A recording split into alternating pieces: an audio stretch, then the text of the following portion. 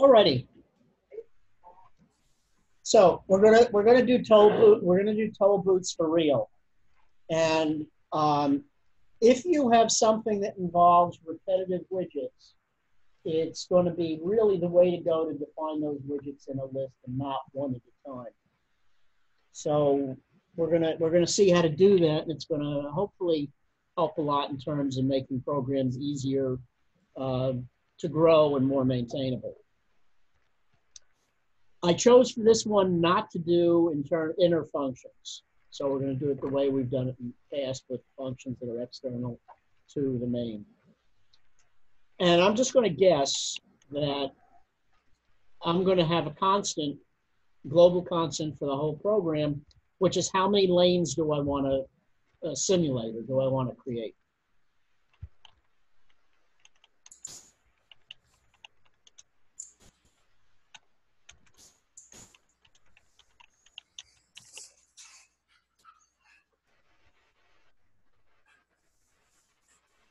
And a number of things, another thing, please don't be stingy when it comes to naming your variables. Use as many letters as you want to make it obvious what it is. Like I think anybody could figure out what that, well, it's a constant, but anybody could figure out what it is that I'm defining there.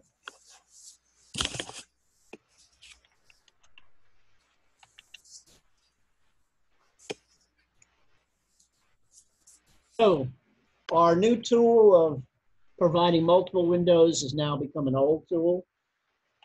We're used to how to do that. Our first window needs to be defined with APP. And this will be our toll booths window.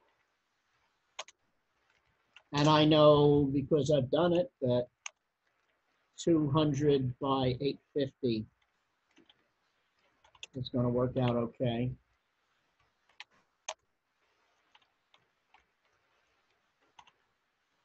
And because these things are spread out horizontally, I really need a grid manager for it. And we're going to get back into using the grid manager, particularly in the agricultural lab, which is coming up next. That's kind of been rethunked to be guizero and to use a grid. So yeah, similar.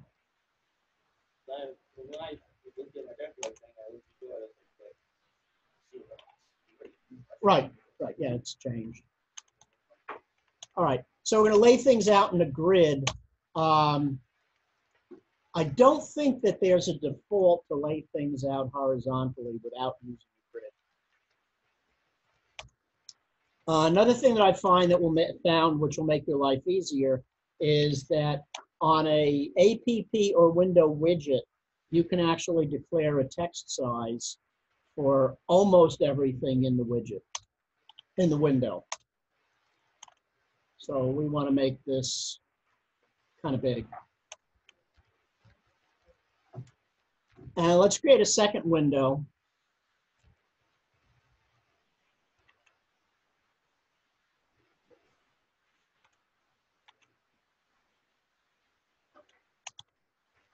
And that window is going to be our control room.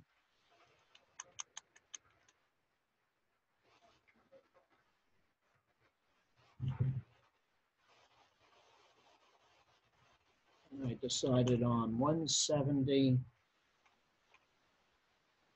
by 500.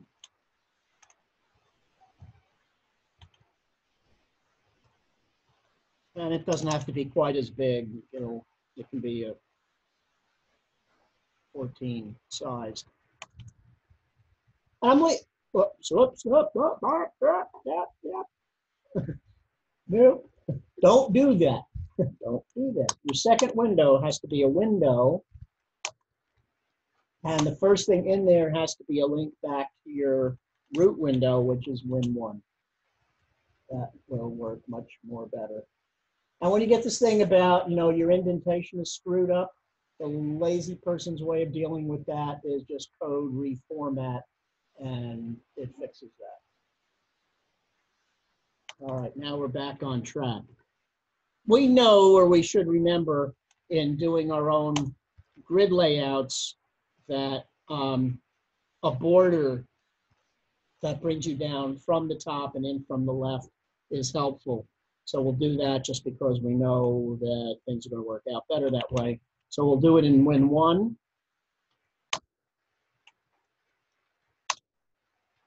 And we just need to create some blank text.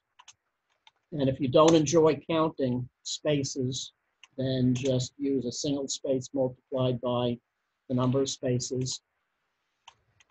And at least in my convention, we're always going to put that in 0, 0.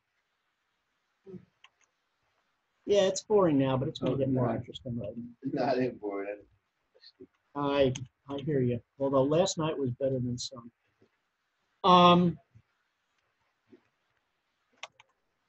Okay, so the goal here is not to build individual widgets. It's to create widgets in a list. And my vision of this is, here's a control, here's the thing over the interstate. It has a row of lane numbers, and underneath it has a row of X's or O's. And then there's a control room that also has lane numbers. And underneath it, instead of push buttons, we're going to use checkboxes to give you a chance to learn another widget. So checkbox widgets are nice and pretty easy to use. So I want a bunch of lists. I want a bunch of lists to work with. And I'm going to call it the lane list in window number 1. The signals in window number 1. A lane list for window number 2. And a control list in window number 2.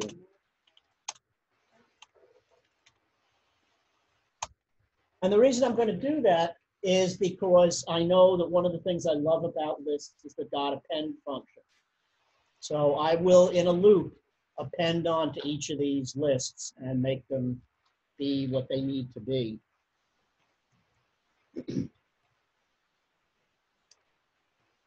Well, let's try one not in a list and see what we get. So this is going to be for lane 1 in window number 1. It's going to be a text, just text. We don't need to do anything to it. And it will be in window 1 because that's where we're going to put it. The text that's going to be in there is the number 1 because it's for the first lane. I decided that the width of this thing is going to be 3.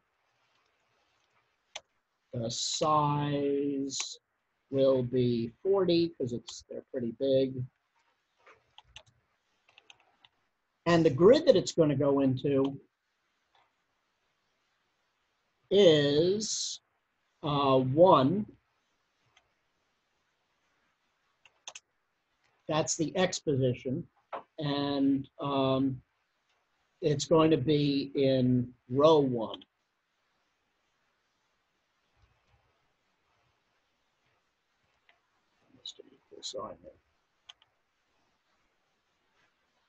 Okay, so that's a named widget that will just have number 1 in it. Well, what's the next one look like?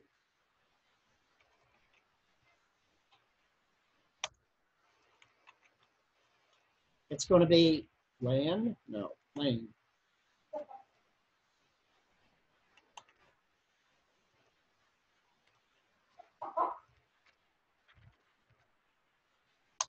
So this is going to be for lane number 2. The text in it is going to be 2. The size is the same. I've probably messed up my indentation. And the grid here is going to be 3, no, 2, 2 comma 1.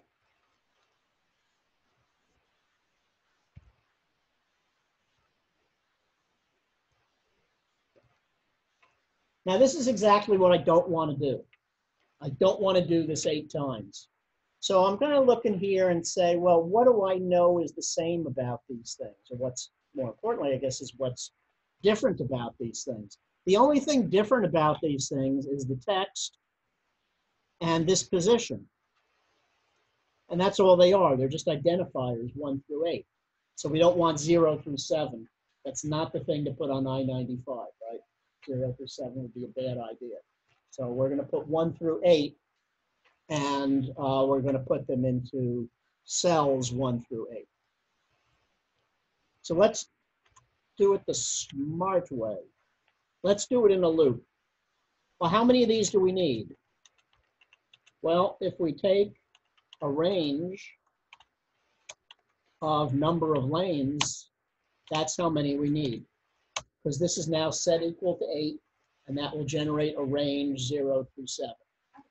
Yeah, sure. So for your first lane for your grid, is it like the X and Y axis? They're laid across horizontally. So should that be 0 in that one? No, because I put my spacers in 0, 0. Sure.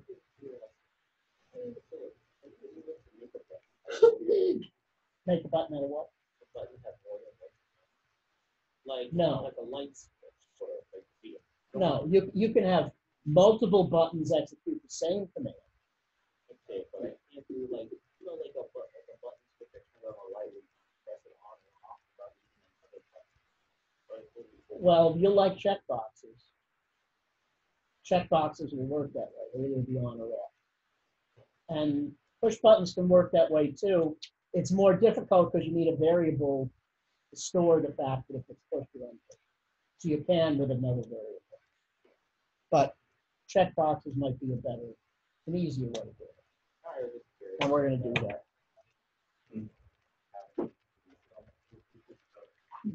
Okay, well, let's not celebrate too much about other things, but yes, I know there is a big reward when those things work. All right, so for I in range, in this loop, this is where we're going to create our widgets. And it's not going to be that hard. So we're going to go back to our first list, lanes underscore 1. And what are we going to do in that list? We're going to append a widget. And that widget's going to look a lot like this.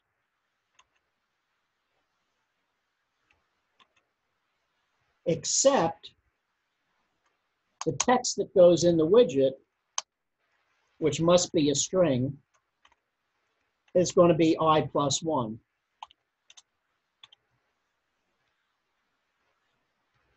Okay, so I'm going to create the text from I, and this grid location is going to be the same thing. It's going to be I plus 1.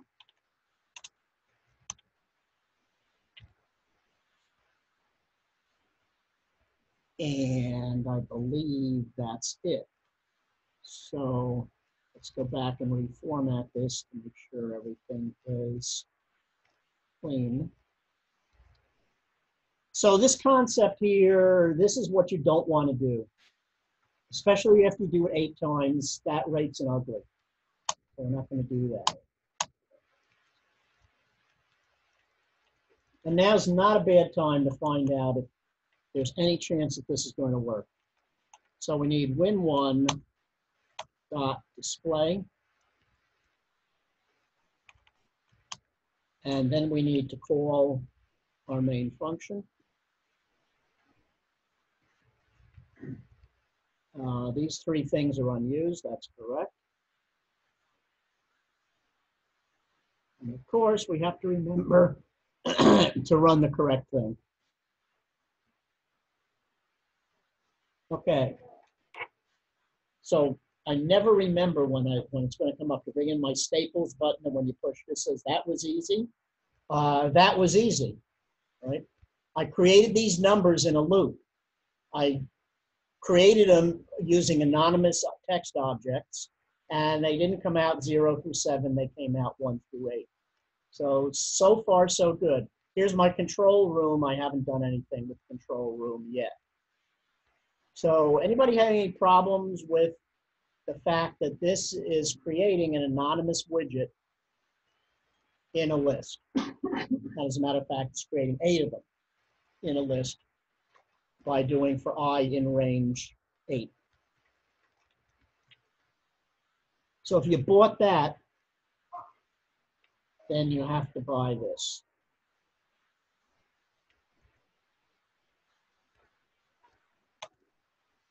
We're going to do the next one, signal _1. Dot append.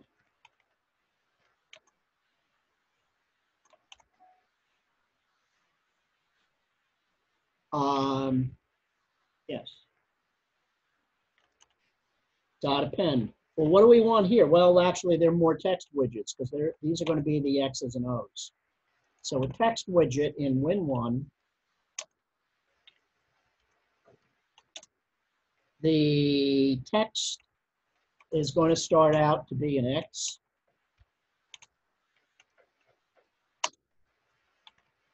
The width is also going to be 3 to kind of get things to line up. The color is going to be red.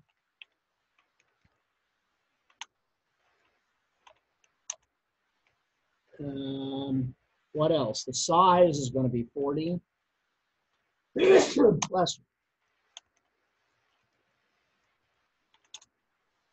And the grid, which is the only tricky part here, this is going, the X position is still going to be I plus 1.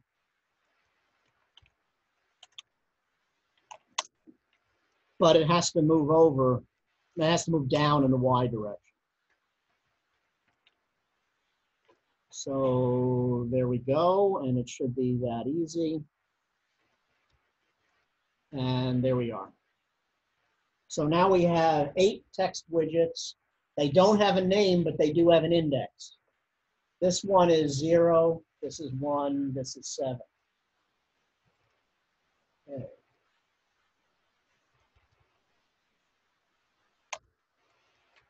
Let's go to window number 2.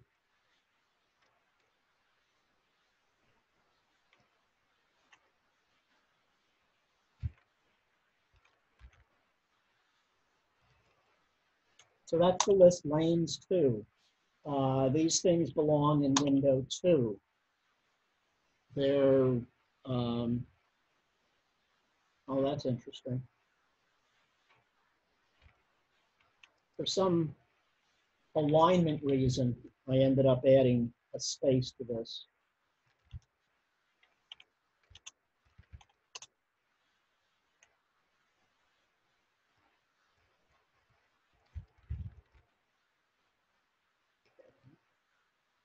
And these aren't going to be as big.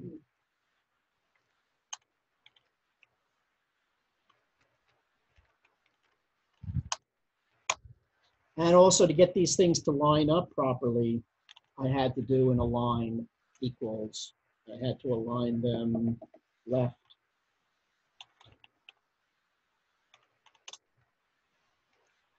Okay.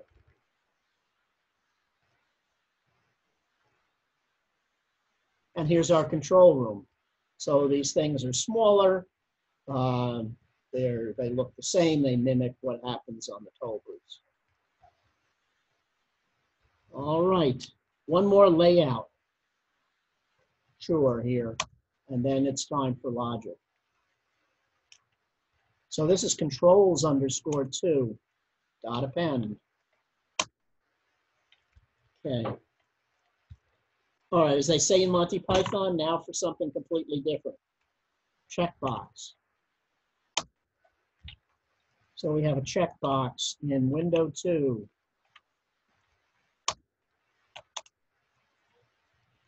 I need to attach a command to this, of course. And I'm going to call the command control_1, which means I'm controlling only one lane. It occurred to me after I did this that would be a great idea to have another couple of functions, one of which turn all the lanes closed, the other turn them all open. So this will be control1, and then there'll be another function called control_all. So control1,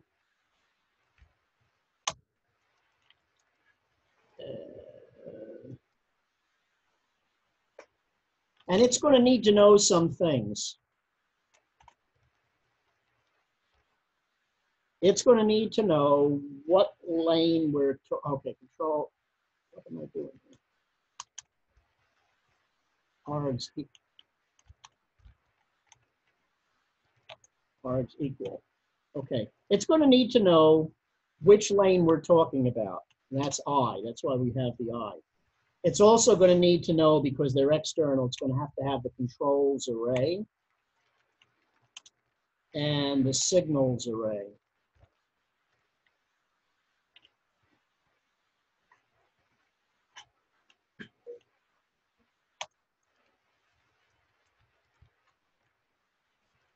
And I don't want to write it right now. So I'll just do a pass control1. And control1 will accept an I, and then something called controls, and then something called signals. I? Yeah, yes, it should have been. There we go.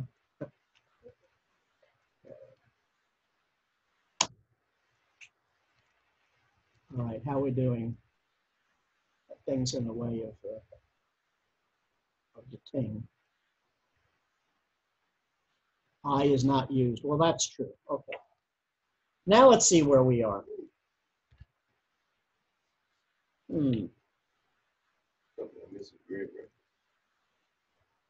Oh yeah, has a missing grid reference. Right you are. Right you are. I got so carried away with this, I forgot the grid reference. So the grid reference, and of course notice that guizero, smarter than me, it recognized that. The grid reference is easily, yes, because it's on the next page, that's why I forgot it, is going to be in I+1. And it's going to be down a row.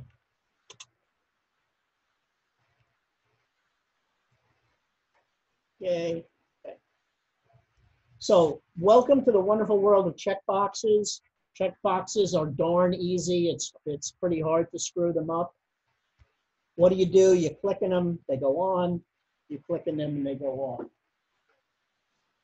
Okay. Alrighty. So Ben, you like that? Click on them, they go on. Click on them, they go off. Okay. All right. No, I will send both of these programs to you. I promise.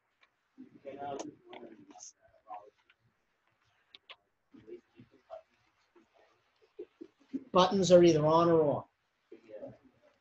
Now, there are other things where you, of course, can do multiple things like lift. You can do multiple things.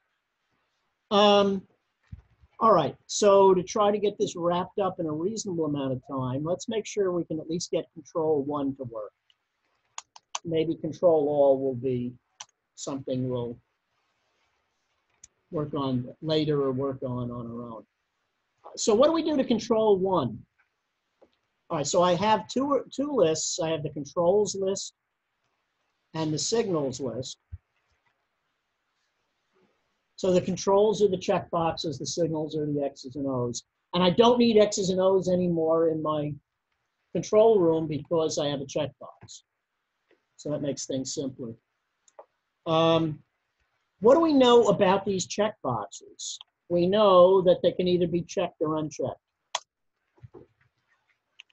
So I want to look in the controls list at element number I.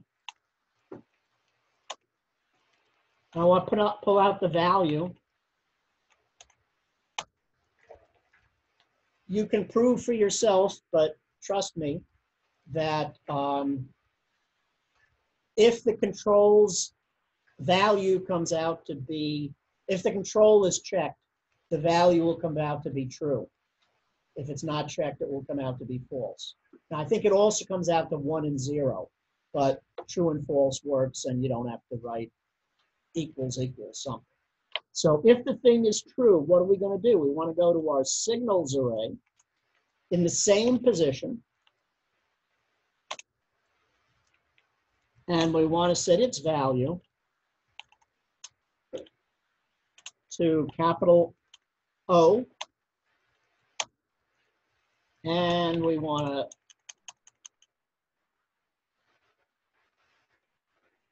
also set its text color to green.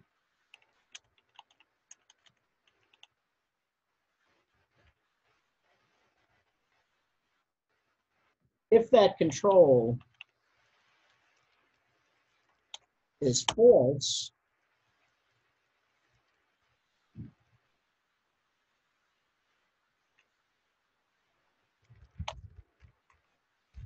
then we want to set this to an X, and we want to set this to a red.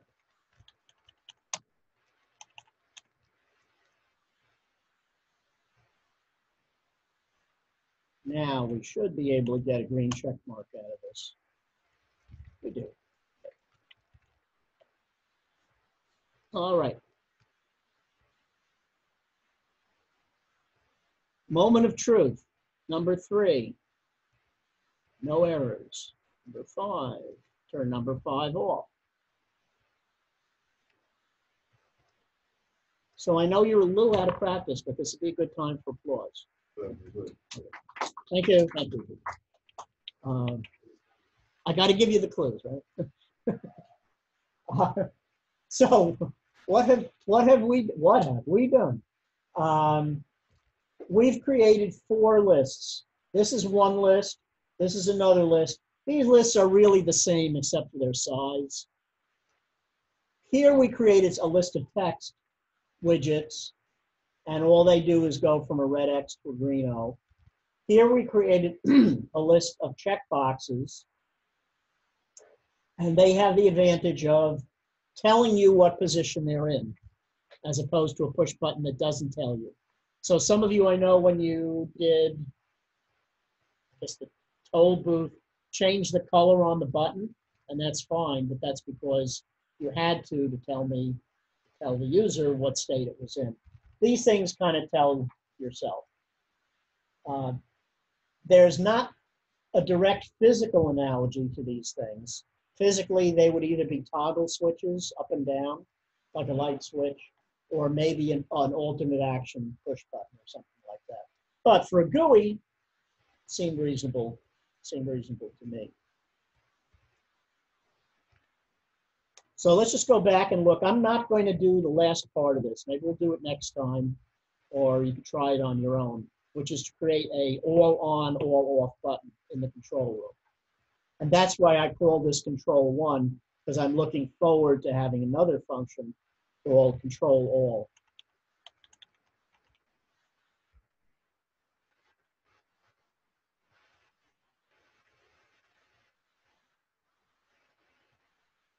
And I'll give you a hint. Well, no, it turns out control all needs pretty much the same thing. It'll need a state. It'll need to be told whether or not you're trying to turn them all on or all off. And then it's going to need the controls list and the signals list. And since I don't want to write it right now, I'll just put that in there. And this probably says,